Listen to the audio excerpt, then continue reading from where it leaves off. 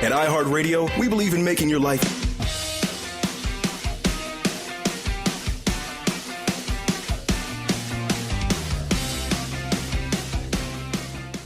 Hello, ladies and gentlemen. This is Brock Lawley. This is the Brock Lawley Show. I'm your fearless host. Thank you for joining me on this Sunday afternoon. The whole environment's changing out there, right? You got the burnt reds, the Aztec golds. Autumn's a beautiful season. I love it. Ohio especially. I think it just comes alive. But I'm always reminded that the teeth of winter are right around the bend. So it's bittersweet to me in that way because I'm not a big fan of winter myself. It's jacket-wearing weather. It's definitely, take your dog for a stroll kind of thing going on out there. I do appreciate you joining me, though. I love talk radio. I consider this to be big Thanksgiving Day dinner where the adults sit after the meal has been consumed. Well, that's not true. You usually taking naps after that. But let's say where the adults all come together and talk about the world that they live in, the macro issues. We don't do that as much in the West anymore. We used to do that a lot more. And so that's sort of what I want to do with you. I want to dragnet the news. I want to kind of tackle some things. Well, the way I like to set up the show, though, is before we get down into the mire and the muck, I want to sort of pick and wax poetic a macro issue, something bigger than all the headlines and the nuance, and this week's going to change and the next week's going to change, and we're always going to have to put out fires. But one of the things I like to do is I like to talk about something bigger. An interesting kind of situation I'm running into in America 2014. And it goes something like this. I'll talk to them about my faith. I'll talk to them about my Christianity. And what I see happen is they sort of do exactly what you would expect them to do. This has been pigeonholed. This has been whitewashed. This has been cartoon charactered into some sort of weird judgment. We've all seen it in the sitcom characters of late. Or possibly it's just stuffy. It has no realness in their life. What does faith have to do with this? There's terms like separation of church and state. That's how much we loathe it. We don't really want it affecting the brass tack of our life. As I talk to people, what I'm encountering with them is that what they consider to be, say, the Christian faith is not the Christian faith at all. This is an interesting aspect to my modern sort of Christianity. I have to negotiate the turnstiles and the toll booths of life, and I'm running into all these people and brushing shoulders with all these people, and basically the feedback they're giving me is, hey, I heard some things about that I don't like. Or I ran into a couple people in my youth that bore the name of Christianity that I don't like. I've just heard from people about Christianity that has sort of become a boogeyman or a fictitious aberration in their head that they now think is real. And here's why this is interesting to me. So a lot of my old college professors who are very, very, very godless people, all of a sudden I just got word that several of them have converted to Islam. Now they've converted to Islam in the face of all of the headlines. So the things that we're dealing with on the news every night, beheadings, stonings, genocidal acts of great horror. In the midst of this landscape, actually Islam is moving the ball, so to speak, moving the ball forward, moving the needle in the West by way of converts. I got to thinking, how is this possible? I've grown up with a society that has a distaste for fundamentalism, and yet you can't get any more fundamentalist than Islam. So what's going on? And I'm just sharing this with you. This is just my thoughts. This isn't fact or anything. This is just my sentiment. I think what's happened is the human soul, the human being, is made to worship a creator. It's made to worship something bigger than ourselves. And what's happened in the West is we grew up in a world where we've heard the Christian thing. We've sort of heard that. You got the Mormon thing out there in the Midwest, and there's some yoga style, making some noises with your fingers in a circular motion, and you're squatting in some yoga room. That's like the West's version of Buddha. And then what else is there? Well, there's this fundamentalist Islam thing. And here's what I find fascinating about this. Christianity is rejected for all of these sort of trappings, that I have found to be completely not true of the person of Jesus Christ. But here's what's interesting. They reject all that stuff and yet take on an interest or look under the stone of Islam. And here's why fundamentally I think they've done this, is because they think that Christianity is something they've already seen, but they haven't.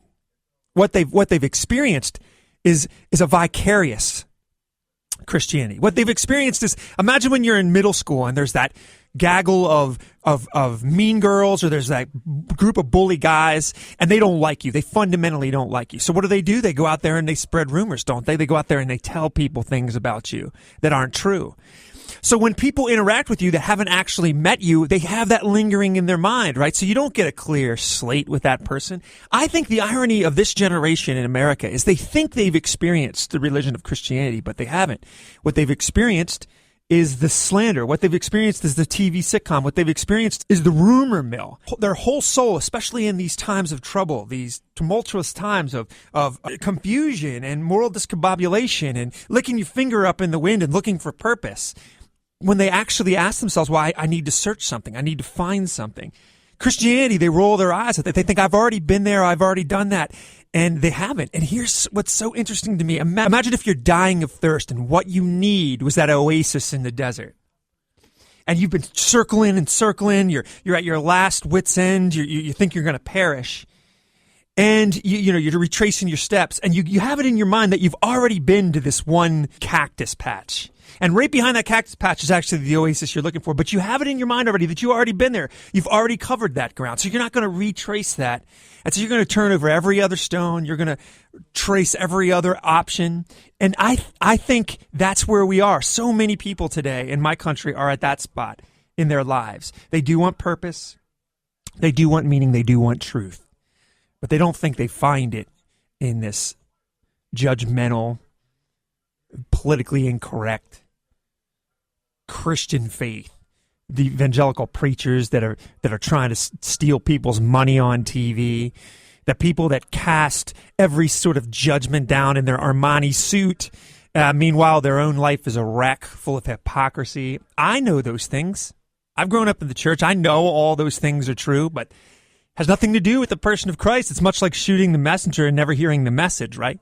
In fact, the very point of the Christian faith is to admit that you're broken on your knees and in need of something much larger than yourself. So the whole idea of piety, the whole idea of better than thou is just preposterous. It's a antithesis of what a person like me believes and what I've come to know as the gospel of grace found in Jesus Christ.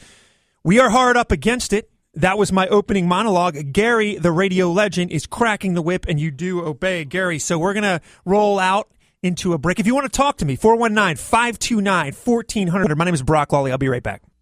Because being right can be tough. We're in trouble. We're in big trouble. And it's a roller coaster of emotions. Oh, no, we don't know. Oh. Rush Limbaugh. How is it that the mainstream media get everything wrong? How is this possible? To be this stupid. Tomorrow at noon on News Radio 98.3.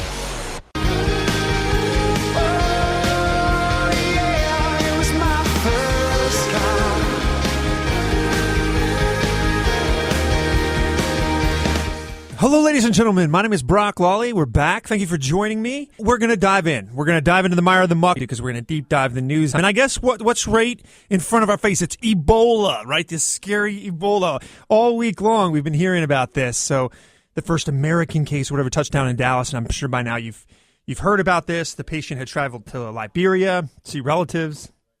And by the way, as a side note, the guy's one of the luckiest people in the world, by the way, to be diagnosed with Ebola in the United States because there's a really, really good chance, especially as we've seen those aid workers and those missionaries come back and basically be restored to health, kind of a miracle. But anyway, so now we've heard that the circle of influence that he had by way of this disease was quite big. Originally we were told, I don't know, 12 people. I think it expanded to something like 200. And now there's lingering rumors in Washington, D.C. So this thing kind of getting pretty scary. And obviously what we're going to see here is, panic and, hysteria is going to spread. In fact, people have been keeping their kids home from school in Dallas. But here's my take on this. I actually did some reading on this. All these quote unquote civil servants, that's a very, very loose term, politicians, CDC health workers, etc. They're all basically pleading with people. Listen, this is no big deal. This is no big deal. But I can recall when this thing, first splashed the news headlines. I remember them trying to say the same things. It's no big deal. It's never going to touch the American soil. Well, here we are. They touched the American soil. Moreover, Our leaders, our officials, the people that govern our lives, they have a credibility problem, right? It hasn't been too long since we've seen the very seat of power lying right to our face. Keep your health insurance if you want to. I don't need to go through the whole laundry list. So the irony, of course, being that when bureaucrats and government officials actually need us to listen to them, when they need some credibility, I would argue they've spent that credibility on lies, distortions, half-truths, etc. So here, there's all this frustration. Why aren't people listening? I cite you the Dallas schools pulling their children out. Well, quite frankly, they don't believe government. They don't believe government officials. They don't think they're being told the truth. I'm not a health practitioner. I'm not a health expert by any means. In fact, I'm all but a knuckle-dragging Neanderthal when it comes to health. But I'm like everybody else. This word scares me. All the the lack of education, I'm sure medically, is only fuel to the fire there. So that's going on, right? That's going on. The other thing I think that hit the news real hard this week is apparently you're able to just take some joy jog across the White House lawn, kick in the White House door, spread your arms like Leo on the Titanic movie, and sing My Fair Lady hits theme songs all the way down the aisle of the White House, and right before you get to the staircase of where the first family lives. The breakdown in the Secret Service is mind-bending to me. Mind-bending. When I was a boy, I can remember all the movies in Hollywood, etc., where I thought the Secret Service were all but supermen. Remember? This is watertight competency that we got going on here. These guys are the most awesome, coolest, most effective people in the world. That's how you become a Secret Service. Well, it turns out that this organization became very porous under poor leadership. Now, I saw this woman during the hearings this week, and I scratched my head, and I'll just be perfectly honest. As I see this woman clearly failing at her job, I think to myself, well, this woman must be a victim of the war on woman. The war on woman is the only explanation for the fact that heads rolled in this case, because she stepped down. In other words, off with her head. Well, here's what I'm putting together, and of course, this is all just pieced together from what I've heard from my trusted leaders. This woman has to be a victim of the war on women. Because clearly incompetency is not enough to get you fired in this White House. And clearly failing at your job, being horrible at what you do, implementing your job in a poor manner, none of those things can get you fired in this White House, because Eric Holder has been in office for 6 going on 7 years now. Moreover, if that were the case, Barack Obama would have a minted resignation form with wet ink laying on his own Oval Office desk. So that can't be the reason. It's the only reason I can muster up that this woman got the axe. There's clearly a war on women going on. And I would imagine that she's paid less, 30% less in this White House too. So anyway, you got that going on. And when the Secret Service is coming apart at the seams, that is a blow to the shred, the morsel of confidence that I had left in the federal government. And is it just me, by the way? But every single week, and this isn't an exaggeration, this isn't hyperbole, this isn't just some blowhard saying this. Do you feel this like I feel this? Every single week, there's another crazy scandal that comes down. Something that we couldn't even imagine the week prior. Every single week, there's something, another wheel blows off the bus. This week, we find out that the very president was clearly not secure. By the way, one of the other scandals that broke in this whole Secret Service thing is that apparently an armed guy got into an elevator with the president. And some random Joe six-pack with the pack and heat was able to do that. But there are a lot of people out there saying that, the president's very, very loose with protocol and all these different things, which doesn't surprise me, because I think the guy colors outside the lines. He thinks that the law and the Constitution, by the way, applies to somebody else. But the president really has no right to take liberties with his own life. I mean, if this guy befalls danger, the tapestry of the United States would tear in such a big way. I mean, I can't even imagine what would happen. Moreover, that's just irresponsible. So this whole thing is very, very disconcerting. Certainly doesn't fill us with confidence about our federal government. Now, that being said, we're going to come up for air a little bit here, and I'm going to give you some good news because, I just can't humble you with this stuff all day long. And this is something that the radio legend Gary might be able to help me with. The NFL is getting bludgeoned with poor news nowadays. Every other day, it's some other guy beating on somebody or whatever the case may be. But I found a story, and I like this. Raheem Moore of the Denver Broncos, and I could be butchering that guy's name, Gary, he found out that a Bronco fan had this uncommon serious illness. It was very rare. But Moore also had faced that illness. Check this out. This guy drops everything he's doing. Within 30 minutes, he shows up at the guy's bedside, prays with the guy, shares experiences, tips for recovery. He spends his own money, his own time. A huge bond has been formed by this experience. And by the way, how awesome is this that this guy would do this? Fan